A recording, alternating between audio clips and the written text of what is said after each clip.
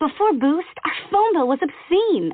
So we switched to Boost and got lines for the whole family with unlimited gigs for a much more family-friendly price. It's nice to have a phone bill that doesn't require parental controls. Your family deserves better. Get 4 lines for only $25 per line, each with unlimited gigs. Plus, get up to 4 free Samsung J7 perks with 6 months of Hulu, where you can stream all the shows everyone is talking about. All on the super reliable and super fast nationwide network. Boost makes it easy to switch. Switching makes it easy to save. Oh, yeah. Sing it to him, Muddy. That's a hard place to be in. Get up out that muddy water. You ain't know. Alright. So fly. When you up in that muddy water, fight longer, fight harder, get stronger, never give up. When you up in that muddy water,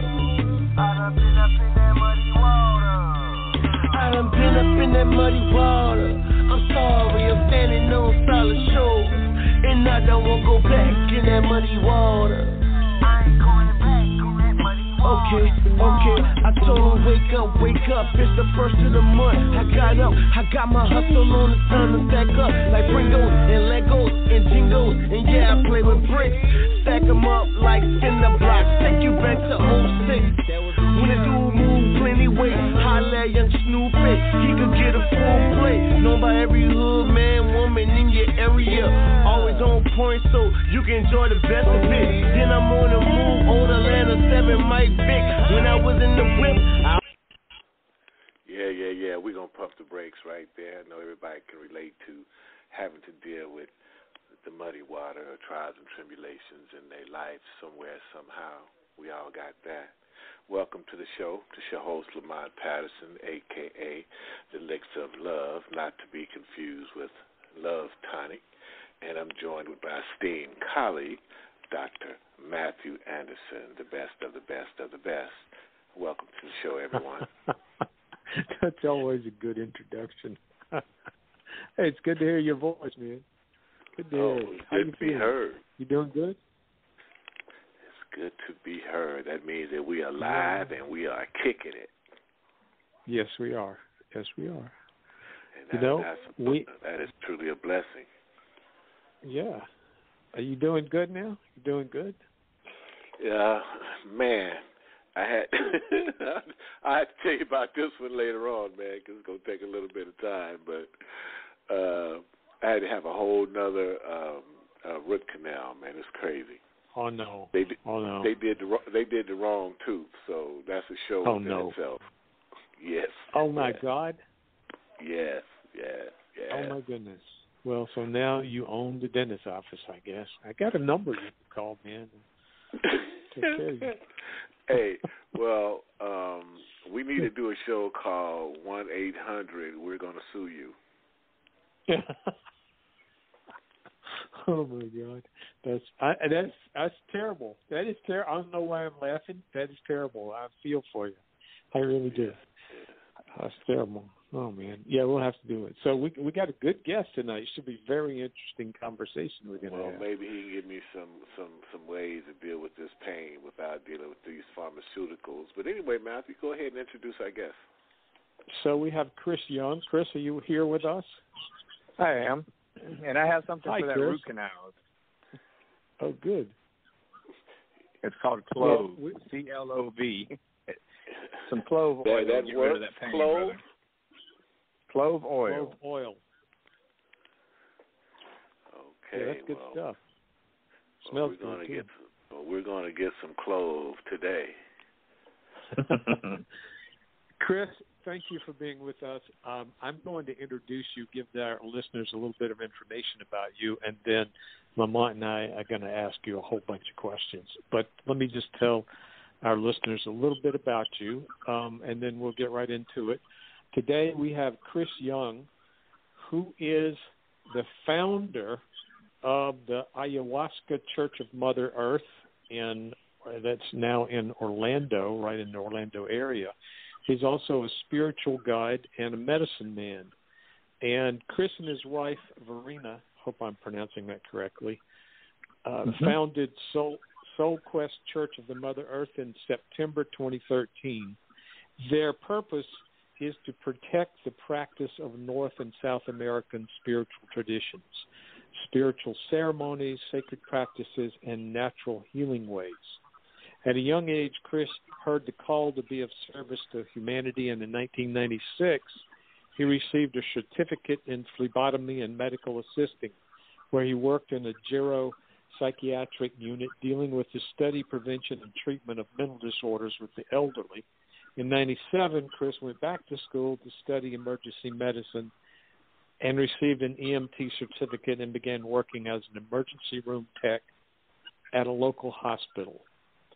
After several years working in the medical field and seeing the profit-focused side of Western medicine, definitely, Chris decided to move to Germany and spent 3 years studying alternative medicine. In Europe, Chris gained extensive experience working with sacred plant medicines and their ritualistic ceremonial traditions. Chris discovered his spiritual passion for ayahuasca after attending countless ayahuasca religious ceremonies.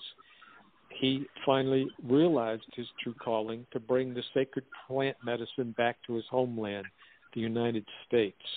And in a visionary state, he was instructed to build an ayahuasca church, teach from the Ayahuasca Manifesto, and bring the miraculous healing medicine of the spirit of ayahuasca to folks back home. So now we have Chris here, who has founded this church and has been doing these very amazing kinds of teachings and workshops at the Ayahuasca Church of Mother Earth. And Chris, we're happy to have you. Thanks for joining us. How are you today? Thank you for that wonderful introduction. Yes, we've been in Orlando for 2 years. Actually, today would be our 2-year anniversary. We started about a year ago in downtown Orlando in a very small, quaint area called True Serenity. And it housed Chris, I'm having a little trouble hearing you. Okay, 1 second. Oh, that's Can much you hear me better. now? Oh, yeah, that was much better. All right. Much better. Well, anyway, I want to say thank you for the introduction. We here at SoulQuest, I've been here in the Orlando area for 2 years. Today would be our 2nd year anniversary that we've been here 2 years. It was a long road getting here, but we actually made it. A lot of things have had to come to pass. We're still actually struggling to secure our religious right. And why I say that is we're in the process of becoming the 3rd legal ayahuasca church in the United States, applying for something called a DEA exemption. And that process is still on the way. Now, the United States government has a process for anybody that wants to use a controlled substance for their sacrament. The NAC, which is the Native American Church, they had to go through the process so they could use peyote, which the DEA did not give this to them. They actually dispute. Chris. Yes. Look, got a question. Not actually a question, but maybe a slight suggestion. I know I want you to hold that point, but I'd like to give our listeners a little bit more information and treat everybody like we're infants, because a lot of people don't even know what ayahuasca is. All right, well, let's give them an idea of what ayahuasca is. Yes, how about that? You know what I mean? All right. Well, ayahuasca. Chris, he's talking about himself there. He's not talking about anybody else. Okay, well, I'm the little guy in the back of the class. My hand is up. Okay, well, let me explain to your listening crowd what ayahuasca is. Ayahuasca is a very, very powerful plant that's been used for more than 10,000 years in the Amazon as medicine, as a spiritual sacrament, and as a way of life for a very, very long time. It's known by different names such as ayahuasca, haska, yahe, and different types of entheogenic names to the different types of tribes around South America. In this medicine, there's 2 plants. One is called the ayahuasca vine, and the other one is called trichruna. There are scientific names for these, but it gets a little complicated when we get into the scientific names. But the basics of them are the ayahuasca, which is more of a cappy vine, and holds the more of the spirit of the medicine within that vine. Now, in that vine, the chemical that is mainly known is called harmaline. And harmaline is it has a very slow hallucinogenic effect, but very minimal. It is the trichruna, which holds the more powerful DMT or ditryptamine in it, dimethyltryptamine, which is the content that is not legal in the United States. And when you mix these two plants together, you create a brew called ayahuasca. And Now see, I have to tell my esteemed colleague, I asked a brilliant question. You always do. You always do ask really good questions. I mean, Chris Young just educated me a whole lot because I had no idea about the origin, and I'm sure a lot of our listeners didn't know either. But some of us wasn't brave enough to ask you that question, Chris. I can tell you a little bit more about ayahuasca and how long it's been being used. More than 10,000 years. Years ago, I mean, many, many thousand years ago, this plant was only used by the shaman himself. He would take the medicine and go into a more spiritual trance and learn about other different plants within the Amazon. You have to ask yourself, how many plants are in the Amazon? How many vines are in the Amazon? How many thousands of leaves are in the Amazon? How was one person able to find this particular vine with that particular leaf, cook it for 3 days, and then consume it? It's one of those things, what came first, the chicken or the egg? How did this actually happen?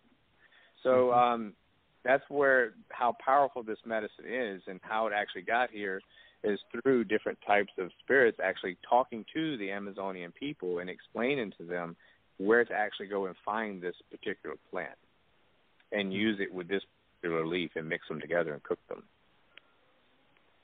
So originally it was only the shaman that used it. And at what point did people, in addition to the shaman, begin to use this? Well, after many ceremonies I think it was about 5,000 years later, they actually started allowing the higher people within the Aztec community or the people to use the medicine, and then they saw the healing potential that it was actually causing, not just for the man to learn, but also the healing that it was actually helping with the local people.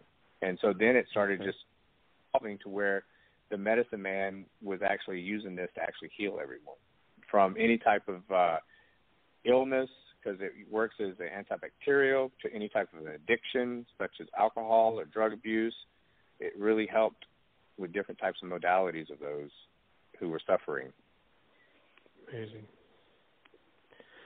So this is never used as recreational. It's always a part of a sacred ceremony.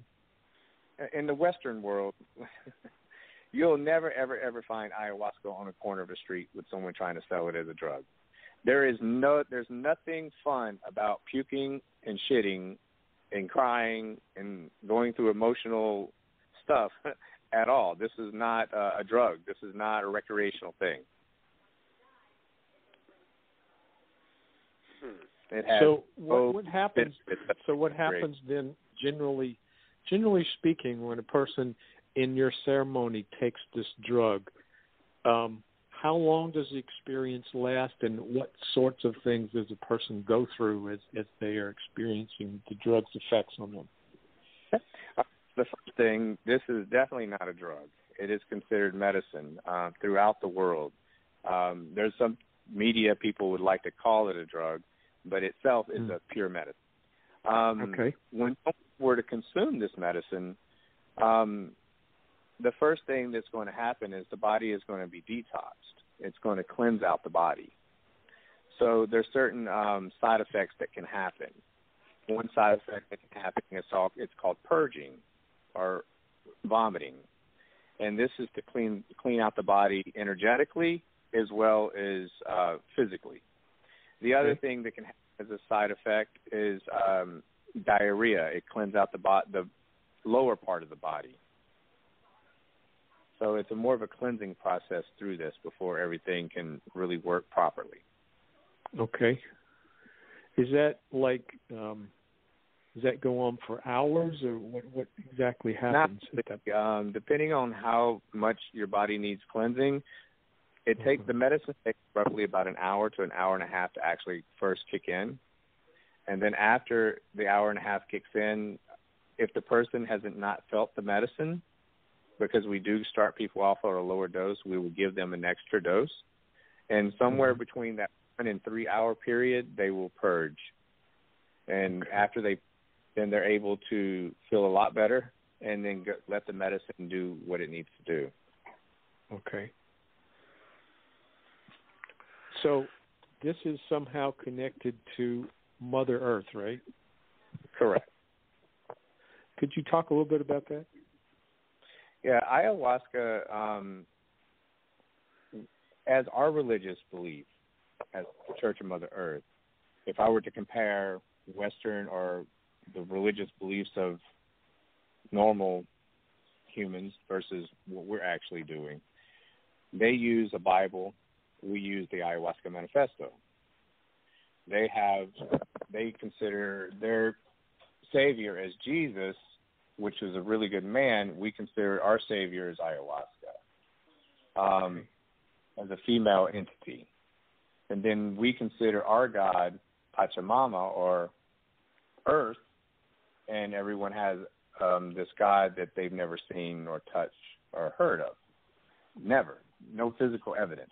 To where we believe that our God of Earth, which is our physical evidence, if we were to destroy it, we would no longer live. Our God gives us soil to plant food, to grow, air to breathe, water to consume. It gives us everything we need to survive. And that's how we implement our religious belief within the Church of Mother Earth, or Ayahuasca Church of Mother Earth. So what ayahuasca does for us is she gives us instructions through something called the Ayahuasca Manifesto. And the Ayahuasca Manifesto is really able to lay down everything for us to be able to understand. There's my role of the expansion of the human consciousness, my purpose with the human beings, about respect of my sacred nature, about the ayahuasca churches, my benefits of my use, the people of my world, create awareness of your pineal gland. The hallucinations is spectacle, the visions are virtue. The universal guide of conducting an ayahuasca session, about the quality of facilitators or shamans, preparation and the precaution of diets or dietas, traffic and management of my sacrament, social impact and controls of urban society, the Ayahuasca Prevention Project, my planetary mission. I would definitely like to talk a little bit more about the ayahuasca and her planetary mission. And the ayahuasca it goes with the authority vested in me by the higher enlightenment of hierarchies. I will expand, branch out, transform into multiple culture forms in accordance with the geographical region. I will blend into every culture. I will teach them the way to delight, while allowing them to exercise their powerful free will. Mankind then will consciously exchange its rapidly deteriorating world for one with new rules, with this new vision of social organization based on love rather than fear. This is my planetary mission, to become one of the most powerful tools in the service of all humanity to reach its divine destiny. That's all I'm looking for. My global expansion has begun, and there is no turning back. My passive state during many centuries has ended. I am now running in physical survival mode. I have created the demand for my medicine, yet the cause of my own uncontrolled extermination. If I don't spread globally, I will face extinction similar to humans. If they do not seek within themselves, they will not be able to evolve into the expanding consciousness that is destined to the human species. We are both together in this cosmic affair. For survival reasons, I must spread globally, while humans must accept my sacred medicine to heal their afflicted soul and to be able to achieve its divine destiny. I am the medicine of the humankind, a medicine necessary, not sufficient, to collectively begin in the glorious return into the light. Exercise your individual free will to change collective free will. Let's work together to increase our existential vibration to a higher level and rejoice living cosmic existence. It is time to embrace humanity with my healing, extend beyond Amazon basin, reaching global expansion, spreading through all the soils and tropical climates, growing in every forest, in every sidewalk, in every house garden. Care about me, harvest me, spread me around the world. Warriors of light around the world, help me, help you. This is our mission. This is the ayahuasca mission. This is what our church is here for. So that's a pretty massive mission. It is. Can anyone and everyone partake in this mission? Anyone and everyone can. This is the first mission for a church to become an ayahuasca church without a Christian background. There are 2 other churches in the United States that have mixed Christianity with ayahuasca. Interesting. And these 2 churches are called Santo Daime and the UDV. The UDV, back in 2006, won a Supreme Court ruling in the United States stating that ayahuasca can be used as a spiritual sacrament. Not only did it win a Supreme Court ruling, it won a Supreme Court appellate ruling. Shortly thereafter, Santo Daime, which is another Christian religious group that uses ayahuasca as a sacrament, went to the district court and won their right to use ayahuasca in district court. Soul Quest Ayahuasca Church in Mother Earth is the 3rd church that is filing this exemption to the DEA. Once we file this exemption, the DEA has a choice. They either can give us and grant us this right, or we go to district court and get it anyway. You cannot allow one church in the United States to partake into a medicine and say no to other. That's like telling the Catholic religion, you, sir, can drink red wine, but this church over here, they can only drink grape juice. You can't do it. It's called religious discrimination. Go ahead. I understand that. That's very logical. I do understand that. Where I'm still back at the beginning, and I need your help with this, is I'm interested in, there are people out there, including me, and who are saying, this sounds like an interesting thing. What kind of real benefit am I going to get from, say, putting myself through what sounds initially like an unpleasant process of, maybe throwing up and having diarrhea for a while. The purging. Why is this going to be worth it, really, is what I'm saying. Okay. A lot of people that come to us are coming to us because they are either wanting to wake up or already awake. The other people who are curious, such as yourself, carry around a lot of emotional baggage, not only from this life, but from previous lives. A lot of people who come here fast on a diet. It's called a dieta. So they have no kind of food in their stomach, and they've been on this diet for a couple of days.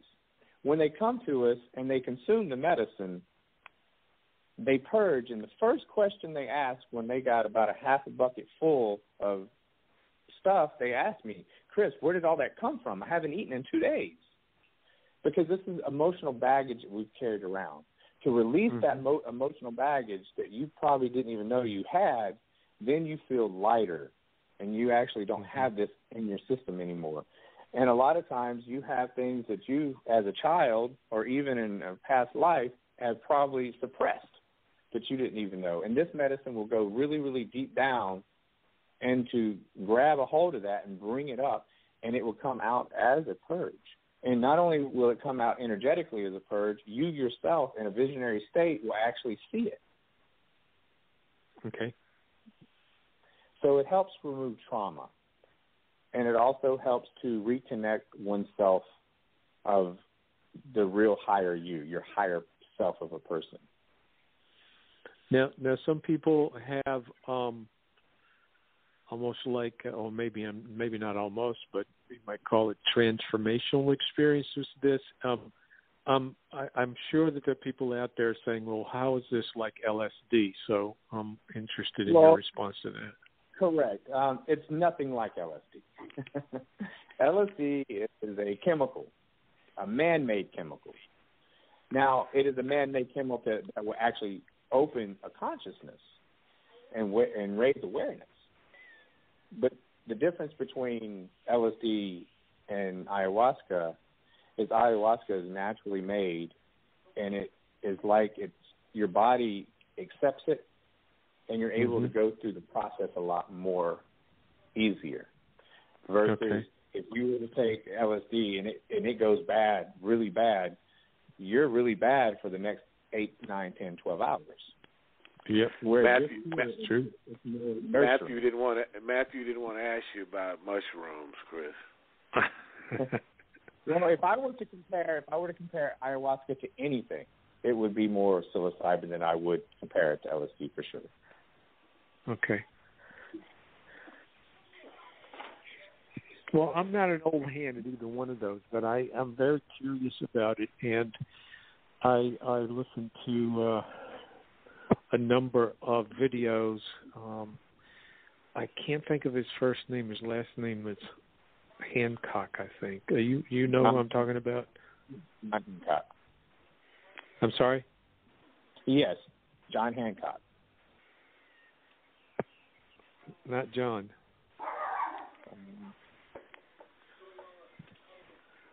Anyway, he's a I think he's an archaeologist. I'm not sure, but he had a lot to say about the how ayahuasca, some version of that, has existed in Graham Hancock. in great religion. Graham, yes, that's it. That sounds right. That he sounded highly intelligent and insightful about this, and that's what got me more interested in it, and that's why I contacted you, because I thought his talks about it on YouTube were some pretty interesting things about not only purging but also increasing a person's compassion, or also you mentioned that there have been situations in which people have been aided in their recovery from addiction in this, I think. Right. Can you talk about that a little bit? Yeah, we've throughout the years I've been using this medicine, we've come in contact with just about every addiction possible, from heroin to alcoholism, using pills, to using any type of drug. We normally suggest for people to use, especially if they're really on the alcohol or the heroin or barbiturates, we prefer them to actually go to and use another plant medicine called iboga first to go through detox before coming to us. But we've had into situations where people could not go nor afford it and came to us first. I had one gentleman, a young kid, 19 years of age. His mother brought him to us when she did a ceremony, and him and his girlfriend were both heroin addicts. Matter of fact, they had stopped doing heroin the day before they came to us. And after coming to us, he the first day of ceremony, he was in tears because this drug has gotten him and he can't get away from it. After 2 days of ceremony, this kid came to me and told me, he's like, look, I've never in my life thought I could be done with this drug, and now I feel like I at least have a chance. And I told him, I said, look, if you want to stay away from this drug, you're going to have to leave the area that you're in and not go back. You're going to have to go somewhere else.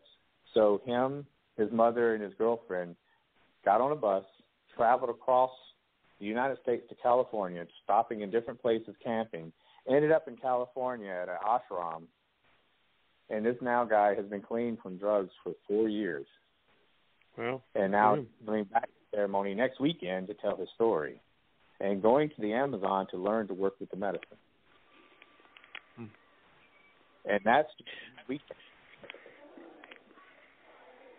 So you just said something what I want to ask you about. You said going to the Amazon to learn to work with the medicine. What is that about? There are courses for people who are interested in learning about the medicine. There's a 6-week, 10-week course followed by a 2 to 3 year training underneath the shaman as an apprentice. The Ayahuasca Foundation and Iquitos, Peru, host this ceremonial practice for persons that are interested in the healing ways of ayahuasca or plant medicine. So you basically go there and live for a while. That's right. Under the tutelage of a shaman who is a native shaman of a tribe there?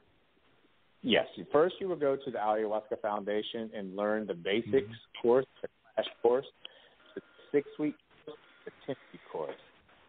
Attend those courses, then it is up to you to find a vendero in the to apprentice underneath for the next 3 to 5 years. So did they choose you or do you choose them?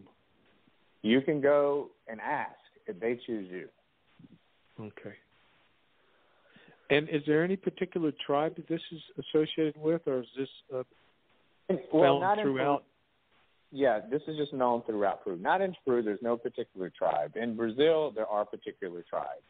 The Hunikuin tribe, they do different types of training. The Yaniwana tribe, they do particular trainings as well. And where was yours? Mine was in Brazil, in Manaus. And I was trained underneath more of a Santo Daime church that was there, and his name was Ronaldo. And he is our teacher and our guide. And he's been not only a good friend of mine, but a spiritual advisor for a very long time. You sent a picture with the email. This is Gaspar. He is a master shaman from Peru. I will be hosting him second week of June. He's going to be doing an ayahuasca workshop here, teaching about how to sing the plants, teaching how to use Florida water, teaching how to actually work with ayahuasca in more of an Amazon way versus the Western cultural way. Mm-hmm. So he's going to be here doing a workshop the second week of June. We are filling up very quick for that retreat. We only have 10 spots left, so it's filling up very fast.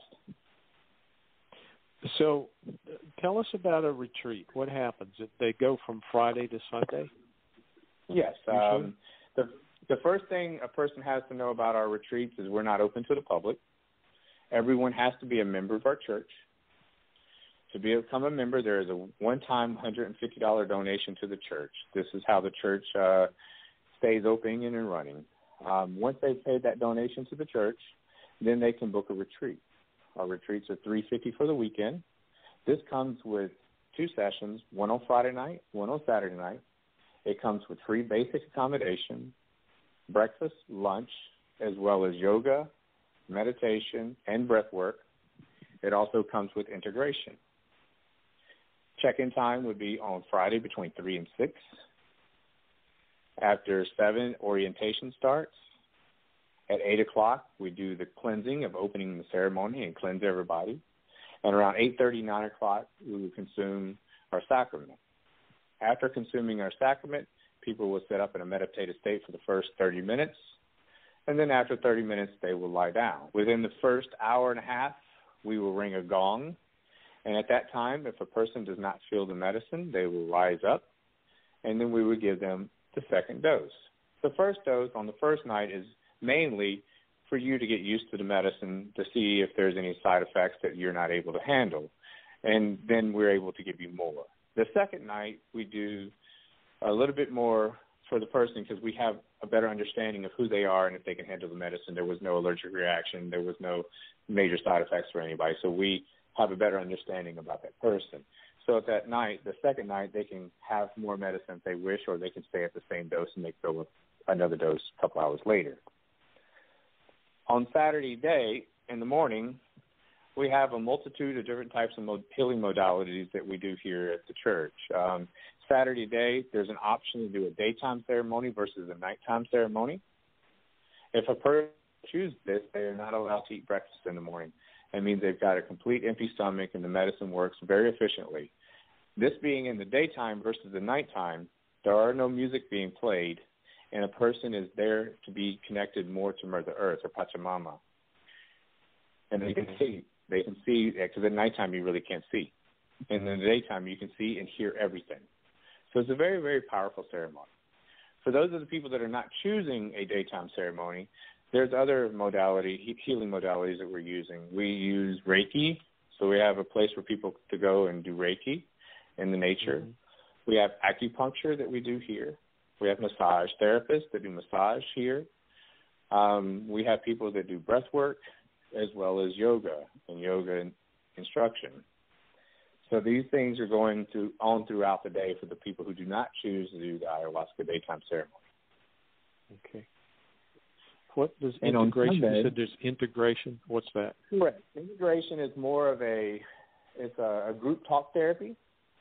Each day after ceremony, we hold a circle, and each person gets to explain how their ceremony went, what came up, if they had a very difficult time, or if they had a hard time processing something that happened.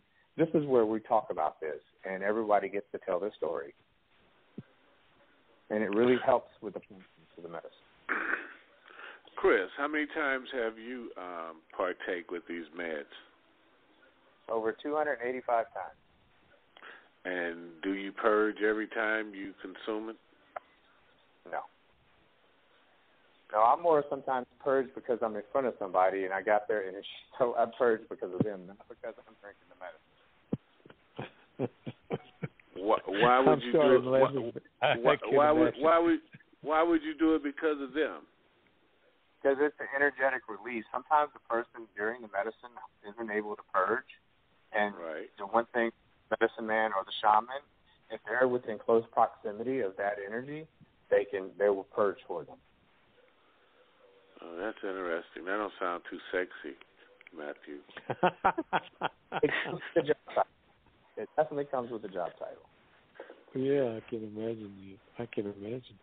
So after a while, Chris, I'm imagining that you're saying that if you go through this process a number of times, that the need for purging gets less and less because of how you're living or what you're working through. Am I on the right track with that? Yeah. Some people, believe it or not, the more you do the medicine, you expect the purge. You want the purge. You really want to release energetic that's in your body or energy that you picked up along the way to come out. So it's one of those things you expect to do. Sometimes it just doesn't happen. You might go to the bathroom or some way the medicine's coming out of your body, regardless if you want it to or not. It's either going to come out through sweat, through tears, through happiness, however the medicine's going to come out. So, but there are times where myself and my team, we drink the medicine and we don't purge, and well, dang, I didn't purge. So, but that's not the case all the time. It's just sometimes it happens. It doesn't happen. Okay. What kind of taste does this stuff have? Not a good taste. It's very bitter, very nasty. But the first time it actually goes down, it's pretty good for people. People can handle taking the medicine. The medicine is a very intelligent medicine. It has an anti-addiction. It won't let someone take advantage of the medicine.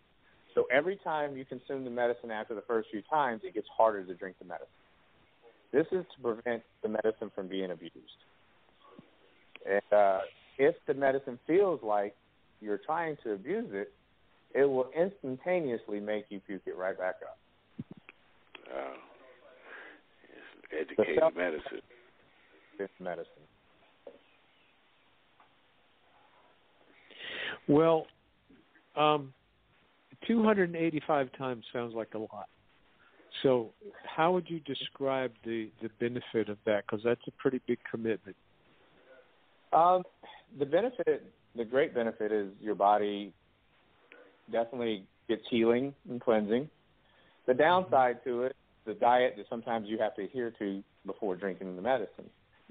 So your diet can swing like crazy. One day you can definitely eat fish and chicken, and the next few days you can only eat vegetables.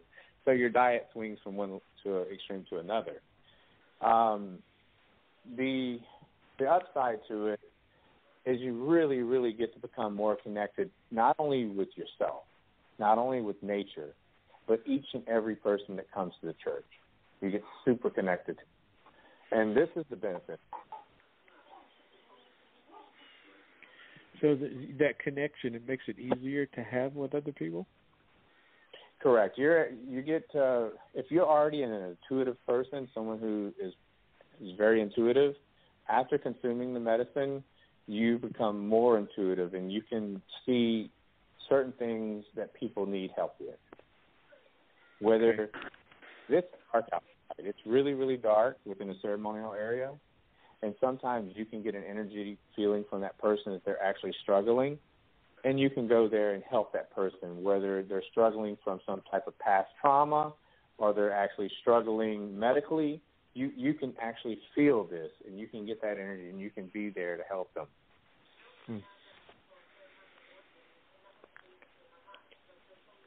So you said that there are some complications with this, and that's things you've already described. Is there something else that we don't know about? There are certain people that cannot consume this medicine. Not to say it actually won't help them, it's just there are complications that can arise. A person who has taken any type of antidepressants, this cannot be taken within 6 weeks of someone consuming the medicine. They need to completely come off of antidepressants, MEOI inhibitors, or SSRIs. And the reason because is the ayahuasca itself is an MEOI inhibitor. Okay. If they get too much of this in their system when consuming the ayahuasca, it can lead to very serious complications, including death. Oh, wow. So we have to be very, very cautious. We do a medical evaluation on each person that comes. The other people that cannot consume this medicine would be a person suffering from bipolar or schizophrenia. And the reason they cannot do this because it can send them into psychosis. They can go into psychosis anywhere from 4 to 6 hours, and for some cases, never come out of it. So this is why there goes 45% of America. You're cynical. That's a cynical statement. So, but I do think that that makes sense. So those are the major boundaries with those two mental illnesses. Yeah, you have to be those two mental illnesses. There are other things that can cause problems, but these are things that we can work out. There have been cases where I have received someone who did not tell me that they were bipolar, and we found out that they were bipolar. There were a situation where I had a person come to me that did not tell me they were on an antidepressant and eventually told me they were on an antidepressant. So we have to have protocols set up to make sure that nothing bad happens. And once we find out, the bipolar situation we found out because we gave them the medicine and she went into psychosis. But we did our protocol system by being with her and staying with her and going through her with it. And after she came out of it, she was very thankful. But believe it or not, even though the medicine might cause psychosis in a bipolar person, we honestly think it actually can be extremely beneficial to them and maybe even reverse it. I can't say I'm not a doctor, but if this was done in a clinical setting, I think there could be major benefits for things like that. And other things we've witnessed that we've never seen before. I had a 35-year-old autistic man who came to me. His mother and father brought him to us as their last hope. And the kid had a very droopy face. His head stayed down. His whole body shrugged down, and he didn't say 2 words. And they brought him to us, and he consumed the medicine, and he reverted back into a 2-year-old child. Screamed and kicked and cried and for 4 or 5 hours. I felt that this medicine probably would not be for him at all. I was going to call his parents and say, I'm sorry, I can't give him the medicine. He's just not ready, and it might not be right for him. But the next day, things started changing. No longer was his face droopy, and he was consistent with a frown on his face, and his body was hunched over. He was actually looking up, and his shoulders were back, and he was communicating with people. And not much, but he was literally talking to people, and autistic people normally don't do this.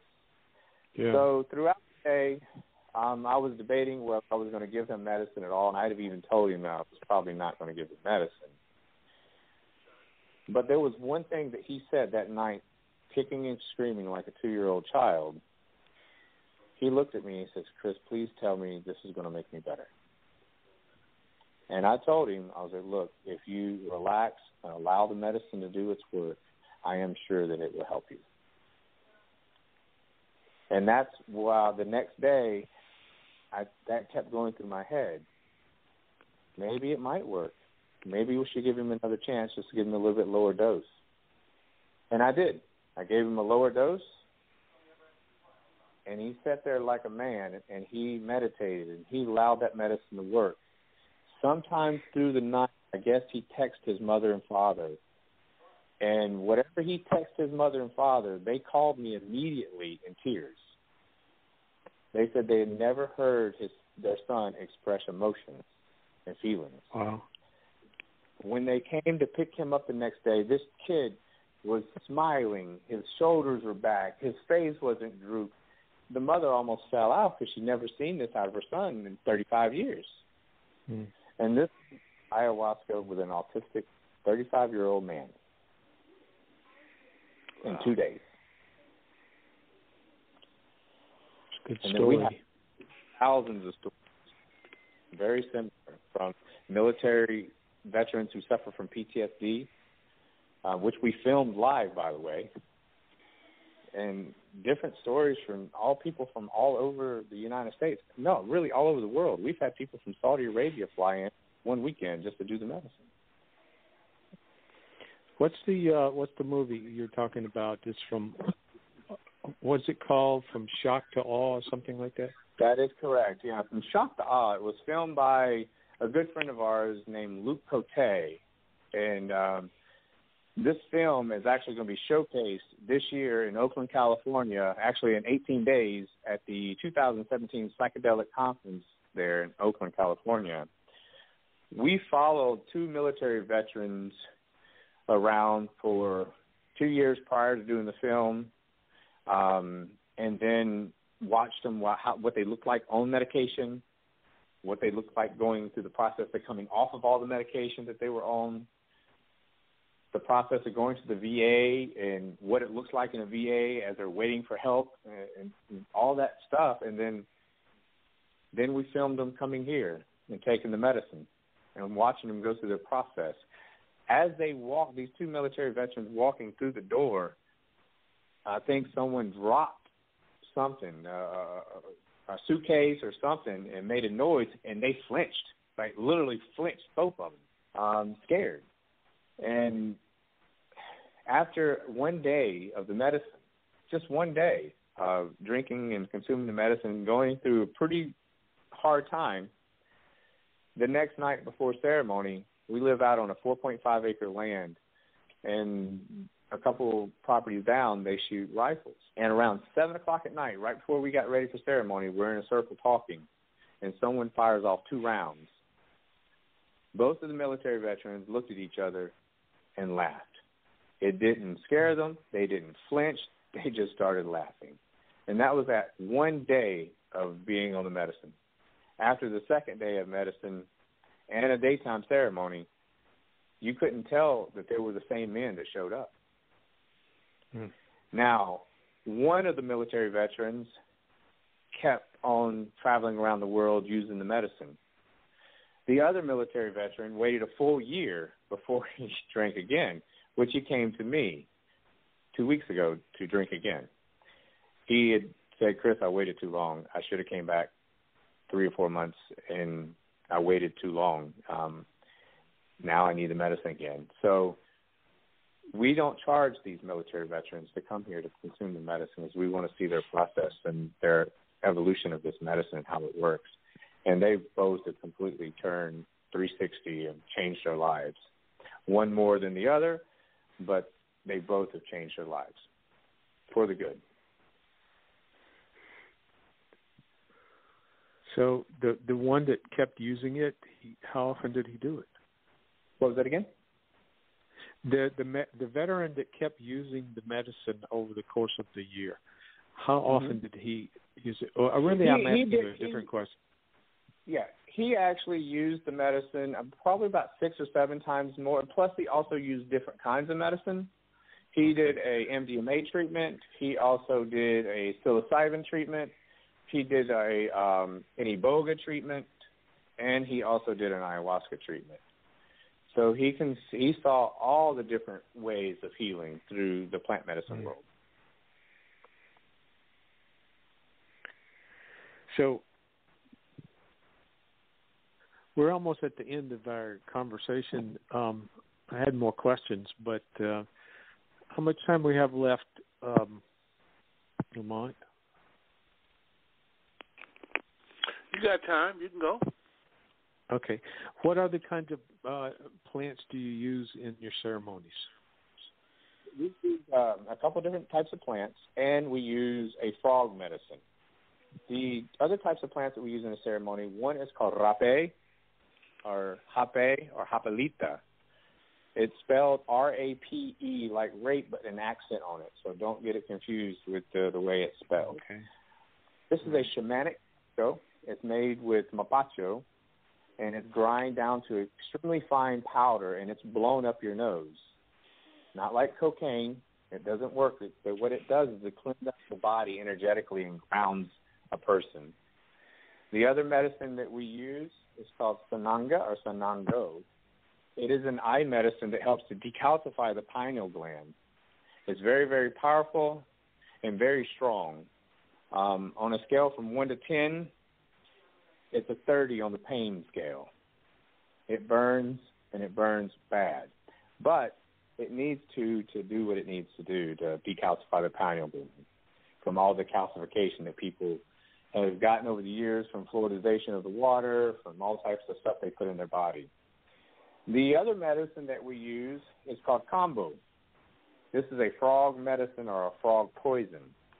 This medicine is burned in someone's arm in something we call points.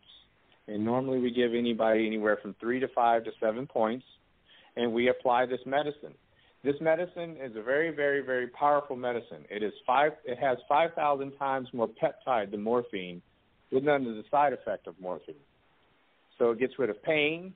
It also helps with people with immune issues, people who suffer from Crohn's disease, Lyme disease, or anything that messes up your immune system. This medicine will help. It definitely. You've had experience with it helping people with Lyme disease? Yes. Because I have some clients who've struggled with that, and it's incredible. Yeah, it's a very hard thing. It's a very difficult thing for people. This medicine helps get rid of the pain, anti-inflammatory responses to it.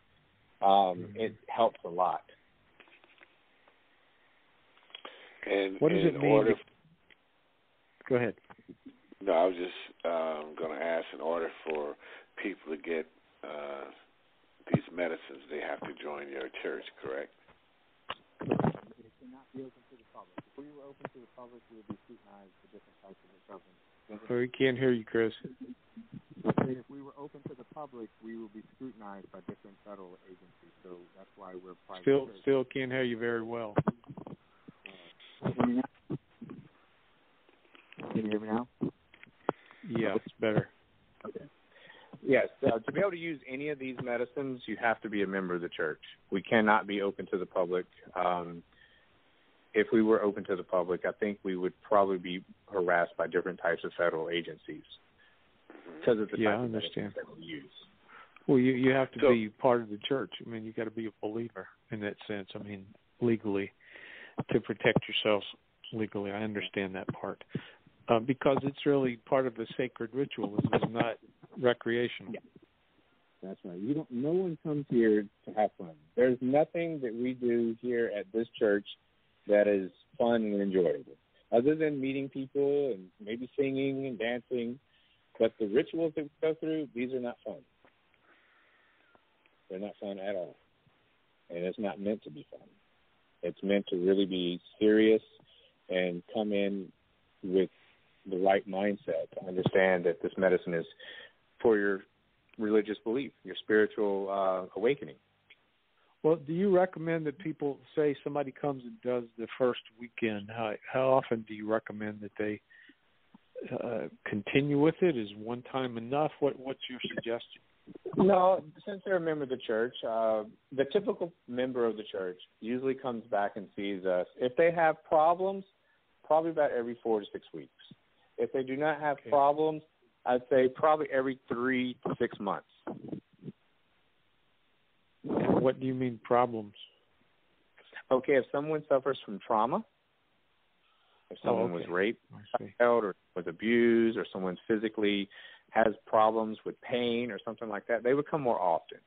But for a person who is just spiritually enlightened and want to be more connected to their belief, I'd say 3 to 6 months. Okay. And every ceremony is pretty much the same, meaning a weekend. It's a weekend experience. It's not like a one day or just half a day or. Correct. Yeah. The thing is we don't do the one day experiences unless they absolutely have been with us for quite some time and understand how the medicine actually works. Because to just for one day, it's you need to prepare. You need to go on a diet, and to do all that just for one. No, you need to really prepare for it. Yeah, no, I understand. So right now, there are only 3 different places in the United States one can go to have the ayahuasca experience? That is correct. There are a lot of underground churches, and there are, I think the Santo Daime has 2 or 3 different other churches. One's in California, one's in maybe Oregon, north of California somewhere. And then there's one in Mexico, and I do believe there's one in Oregon or something like that. Oh, I know one more question. You're growing the plants? Yes, we are. We are going to be growing the plant this year on our 4.5-acre land. We're going to be growing 256 vines, followed by 100 trichruna bushes. Part of our mission is to replant. If you're going to consume the medicine, it is your obligation to replant this medicine. If you can't plant it, find somewhere that you can. Because the more people that consume this medicine, because it's globally now, it's not just in the Amazon, it's not just here, it's everywhere in the world. So the more people that consume it it won't be around. And it takes 10 years to harvest this. It's not something So you get yours from South America? What was that again? Where do you get yours from? We get our medicine from Brazil. Brazil. Oh, that's cool. Chris, we're down to the last minute of the show, so tell our listeners how they get in contact with you, please. Yes, if anybody would like to get in contact with us, you can go to ayahuascachurches.org. That's AYAHUASCA churches, CHURCHES.org. Or you can contact us at 407-360-6297. Fantastic. Well, thank you so much for joining us today, Chris. We got a world of information, a world of knowledge from you. Because I learned something. Me too. You're welcome. Thank you. I really appreciate it. Very interesting, and we wish you the best. Absolutely the best. Thank you. Thanks for being with us. Thank you. You guys have a wonderful day. All right. We're going to try. No, we're Lamont's going to see if we can get people to work on the right tooth. Stop it. Thanks for joining us, everybody. We'll be back next week. Cannon Play and Play, Matthew, Lamont Patterson. Thank you so much for joining us.